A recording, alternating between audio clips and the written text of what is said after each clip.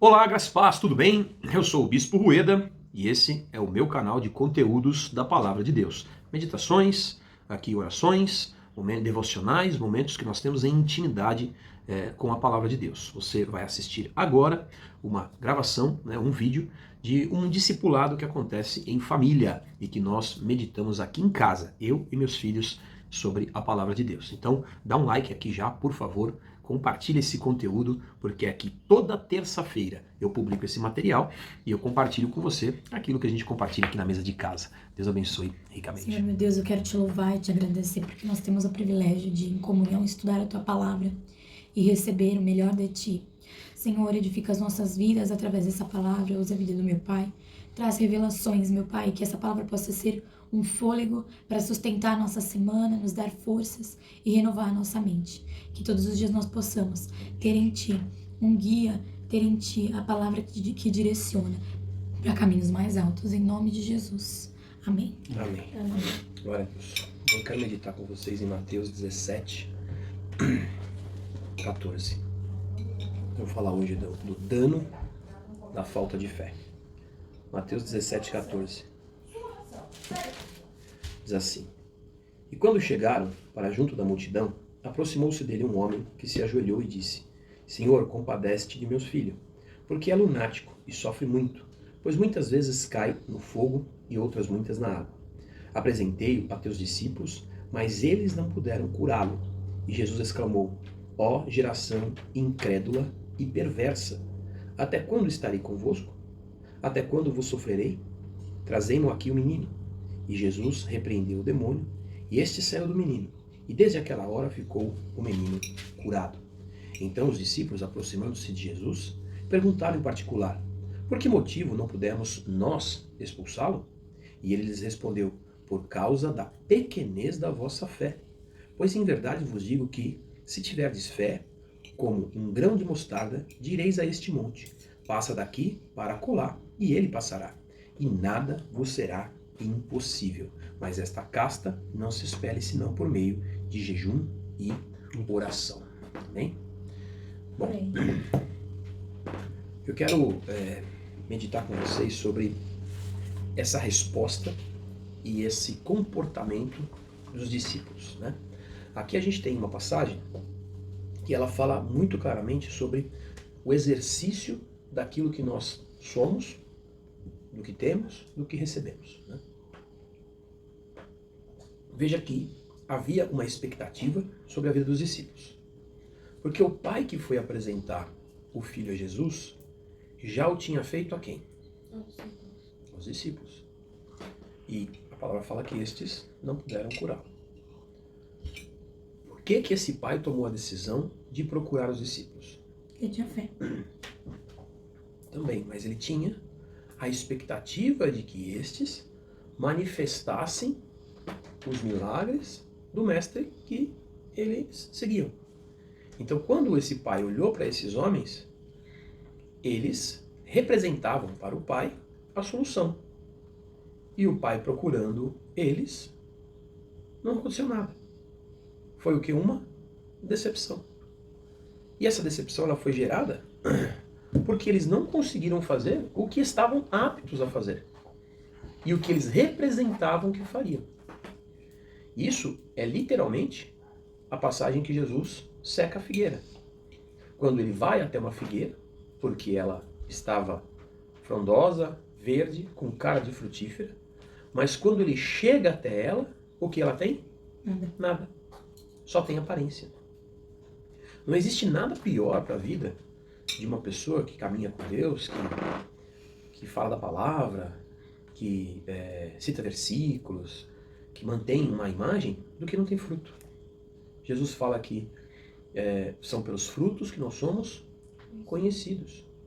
E você caminhar uma vida de aparência, sem viver de fato na fé, vai fazer com que você se torne um religioso. E o religioso gera expectativas. Porque as pessoas, em geral, elas têm expectativas de encontrar-se com Deus.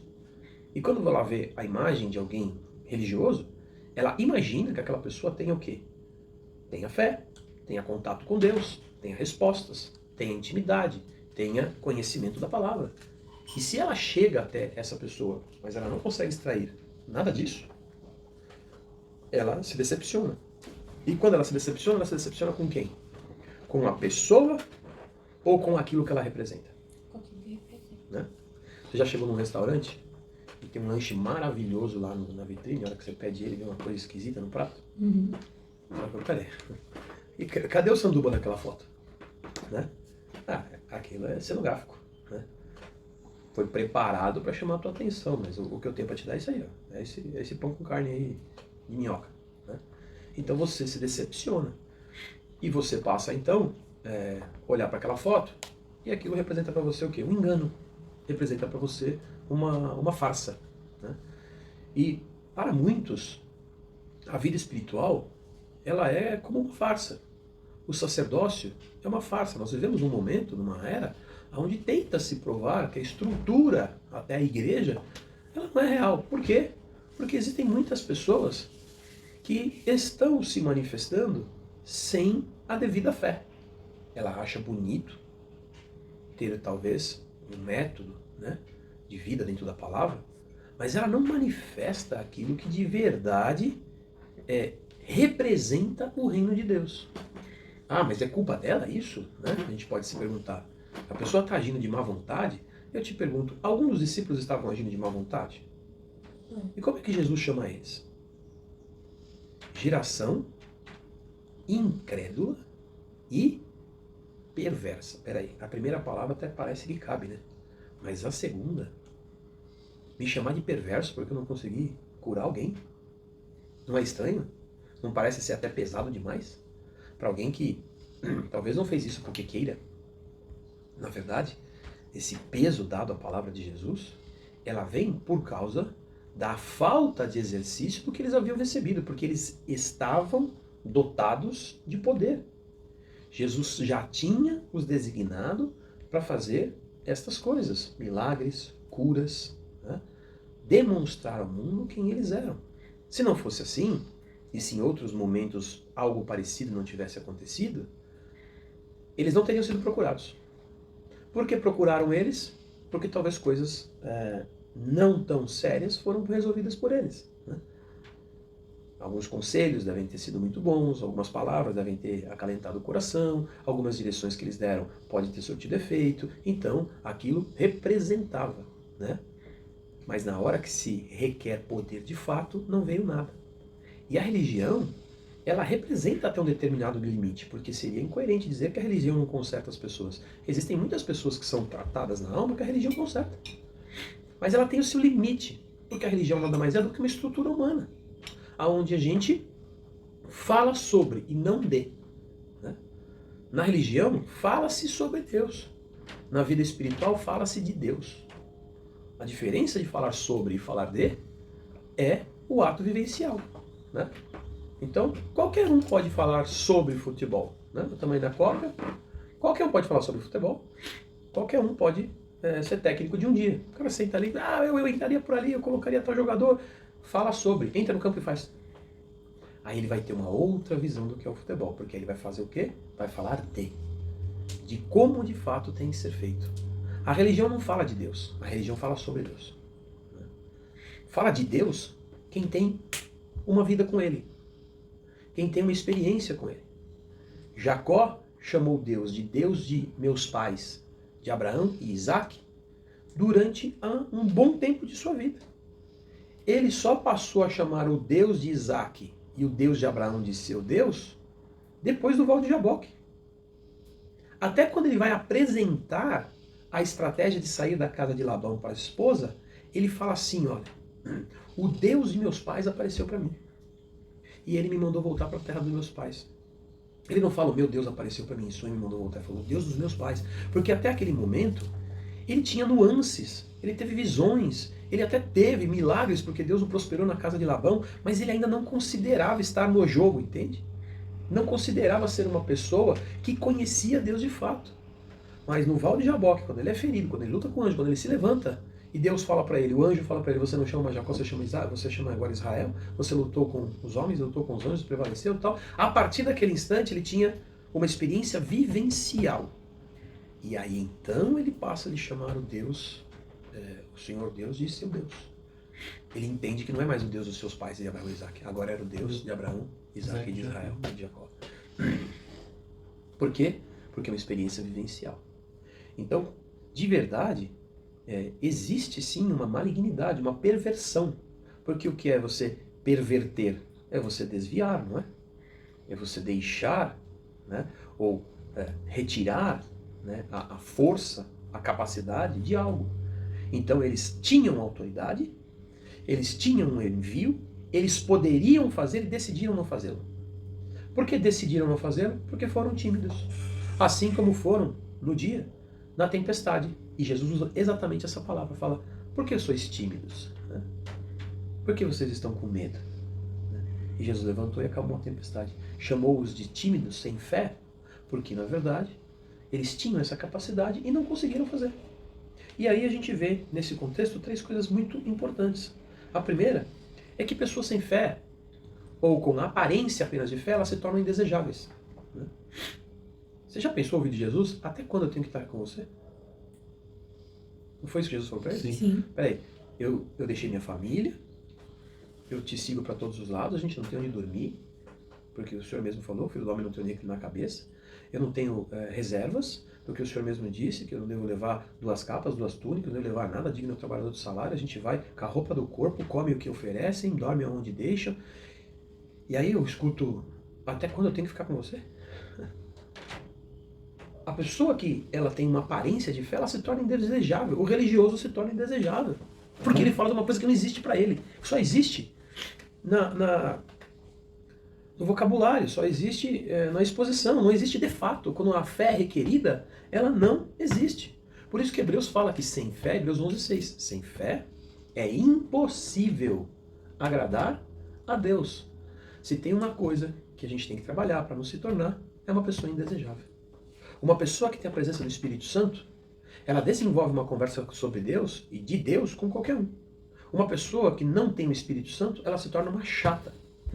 Você conhece um religioso que quer impor a sua opinião sobre os demais? Como é que ele é quando chega na rodinha?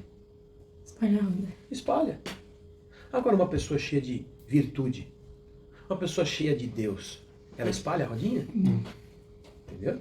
Ela pode ser evitada em determinados momentos por constrangimento, porque quem tem Deus constrange.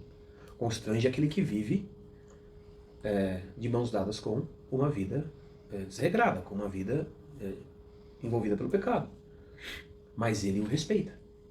Por isso que a palavra fala sobre o respeito que o mundo tinha quando as obras eram feitas, né, por Cristo e pela igreja primitiva, porque apesar de quererem sufocar, o povo todo os tinha com grande estima. Mesmo os que não eram da fé entendiam que aquilo era um ato espiritual. Tem alguma coisa muito grande acontecendo, porque não pode ser.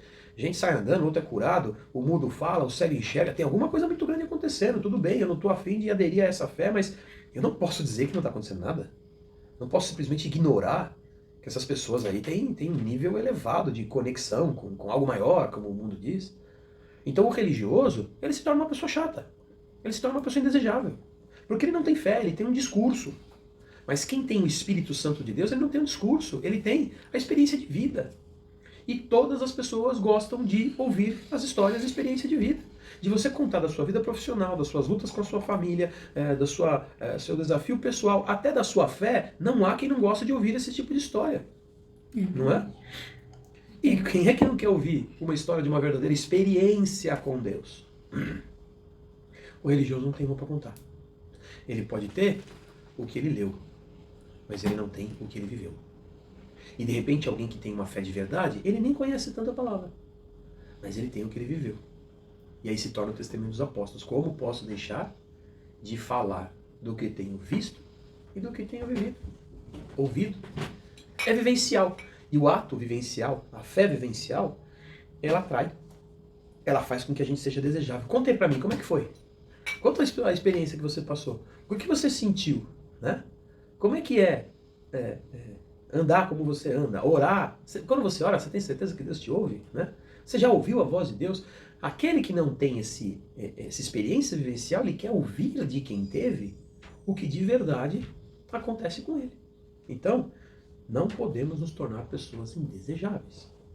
Precisamos ser pessoas que atraem, que promovem um ambiente de fé. E promover ambiente de fé não é promover apenas ambiente de positividade. Porque tem gente que acha que fé é exercício de positividade. Ok, também é. Não exclusivamente é. Porque o ambiente de positividade, ele pode ser trabalhado psicologicamente. O ambiente de fé, ele envolve resistência. Ele envolve força. Além da positividade, da capacidade de enxergar, ele envolve resiliência. O ato de você se levantar, das cinzas renascermos.